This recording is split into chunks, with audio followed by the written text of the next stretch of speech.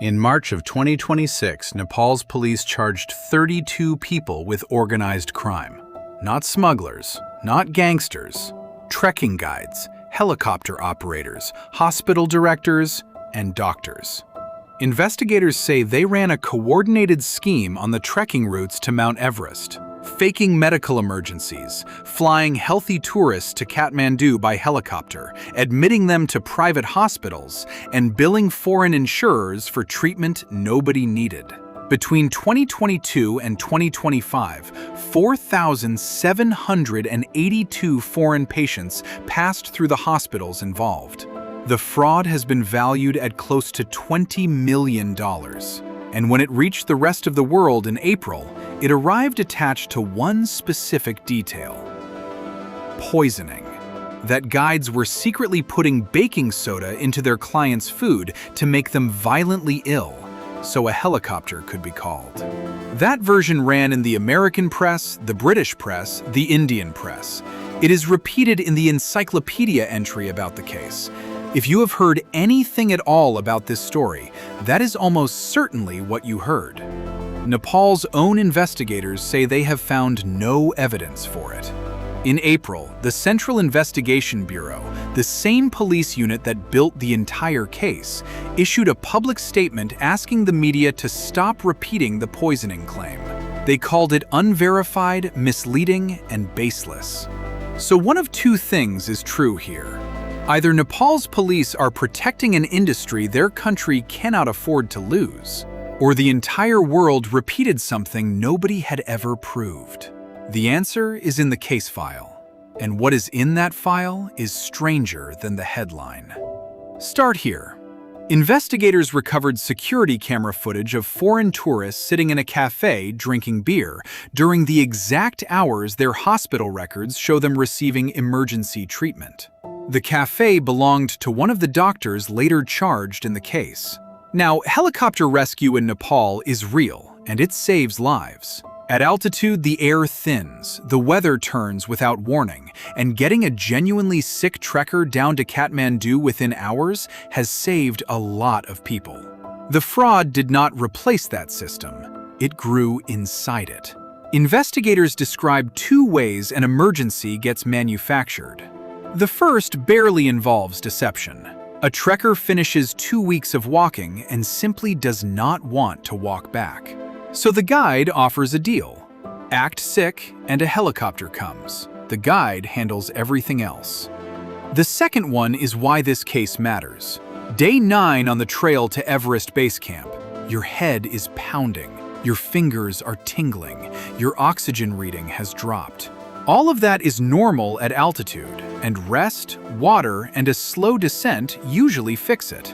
Investigators say guides and lodge staff were coached to move at exactly that moment and turn a normal symptom into a death sentence. Tell the client they are dying. Tell them only a helicopter can save them.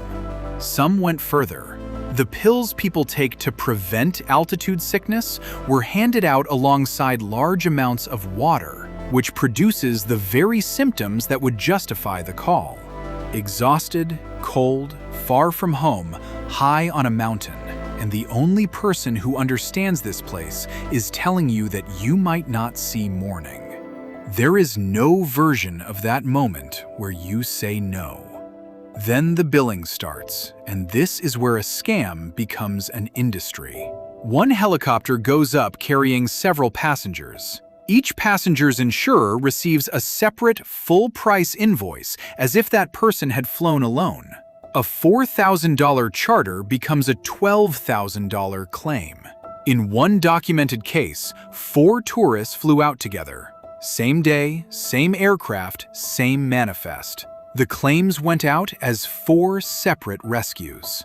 The rescue bill came to $31,000, and the hospital added nearly $12,000 more.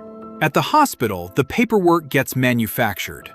Discharge summaries were signed using the digital signatures of senior doctors who had never seen the patient, in some cases without those doctors knowing their names were on the document.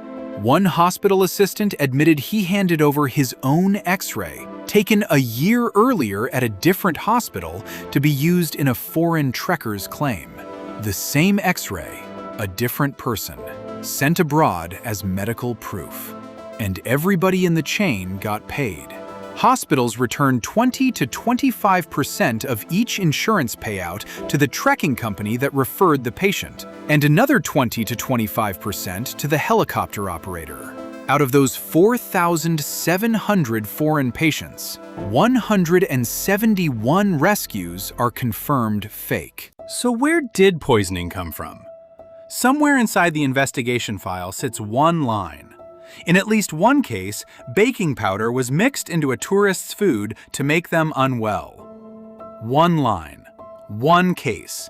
An allegation collected during an investigation, not a proven finding. It went around the world in about 72 hours, and it changed as it traveled. Some outlets said baking soda, others said baking powder. Nobody agreed on what the substance even was, which should have stopped somebody. Then, Nepal's own police contradicted their own headline. The Bureau stated publicly that it had found no evidence to substantiate the poisoning claims and asked media outlets to stop spreading what it called unverified, misleading, and baseless information. The Tourism Ministry issued the same correction separately. The people who built the case were now asking the world to stop quoting it. To be fair, the allegation is genuinely in the file. Investigators did not invent it and did not delete it. They said they could not support it. Unsubstantiated is not the same as false, and it is nowhere near the same as proven. The coverage reported an allegation with the confidence of a verdict. And while the world argued about baking soda, something else happened that nobody reported. The Bureau submitted a report of 1,243 pages. It recommended prosecuting 33 people. 32 were charged. The name that came off the list belonged to the managing director of one of the helicopter companies, a man investigators had identified as a central figure in the network. The government attorney's office decided there was no evidence he was involved or had benefited. Investigating officers made their dissatisfaction public. And here is what the Bureau's report contained about him. Audio recordings. Conversations in which, according to investigators, he discussed keeping the word rescue out of flight data requested by Nepal's Civil Aviation Authority, and classifying those flights as ordinary charters instead. Recordings about relabeling rescues, and no charge. I want to be careful here. He has not been charged, and the attorney's office says the evidence was not there. That is how a legal system is supposed to work. But it is a strange thing for the world to have missed in a story it was reading closely. Because this system has already survived being exposed once. The Kathmandu Post reported the same racket in 2018. A government committee investigated 10 helicopter companies, 6 hospitals, and 36 trekking agencies, produced a 700-page report, and handed it to the tourism minister. Reforms were announced. In February of 2019, that minister died in a helicopter crash. The investigation was abandoned for nearly 7 years. Of the companies and hospitals flagged back in 2018, 4 of them are named again in the case being prosecuted today. Not similar companies, the same ones. The head of the Bureau said it plainly. The scam continued because nobody was punished. This case only exists because a citizens group filed a fresh complaint in September 2025 and forced the old files open. Which brings us back to the poisoning story and why it matters.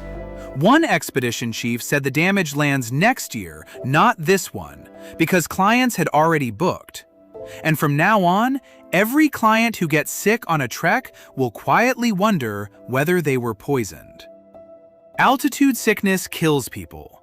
The moment a trekker stops trusting a warning, that warning stops working. But the bigger risk is what a correction drags down with it.